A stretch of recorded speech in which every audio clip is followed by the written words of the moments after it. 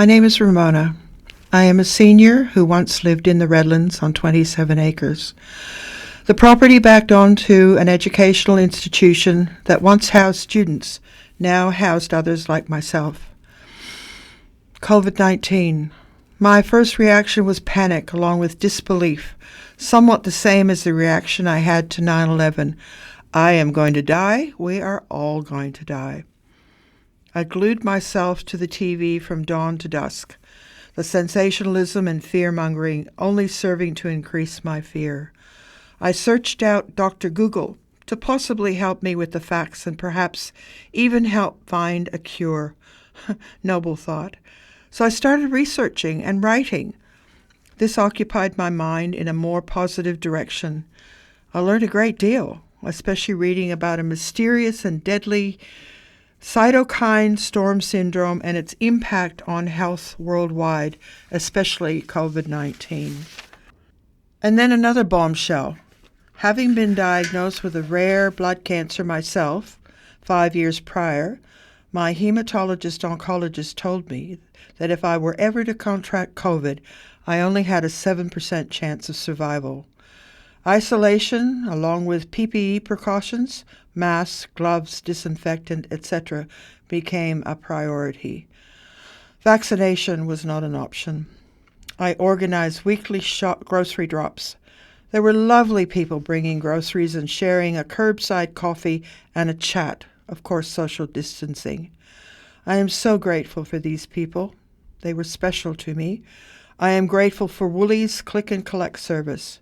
I am also grateful to Flannery's at Victoria Point and the lovely staff who on each Saturday would pack a box of organic vegetables and deliver it to my boot.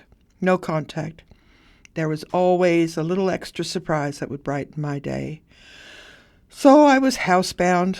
I would occasionally go for a drive in my car to Macca's for a soft serve ice cream or to Thompson's Beach for a walk and see the phenomenal sunrise. I am grateful for the Thompson Beach walking community and their cheery chats and morning greetings with social distancing, of course. And I am grateful for Zoom. I became a proficient boomer Zoomer and tapped into the world at large. UK, USA, Canada, Europe, South Africa, and other countries that helped me maintain my emotional health. I had, prior to COVID, belonged to several senior organizations and churches whilst living in the locality. This kept me in social contact. The absence of these activities left a hole in my day. My social garden was void of life. So I prayed. I prayed for a project, something I could accomplish with my heart and my hands. I looked out into my backyard and the neglected space that once housed a greenhouse. And I had a vision of creating a sacred garden, one where I felt safe, protected, and surrounded by healthy, living creation. I did not draw a plan, but went with my intuition and let that guide me. So day by day during the entire month of January, I would bound out of bed driven by inspiration. I had acquired some rainforest timber planks from a disassembled pergola that had been cut into manageable pieces. They had been headed to be burned at a huge bonfire, God forbid. As well, there were many large sandstone blocks on the property that had been destined to become a house that never came to fruition and were made available to those that lived on campus free. I constructed a sand play area where I could put treasures that I found on the beach from my early morning walk. Feathers were of particular significance to me.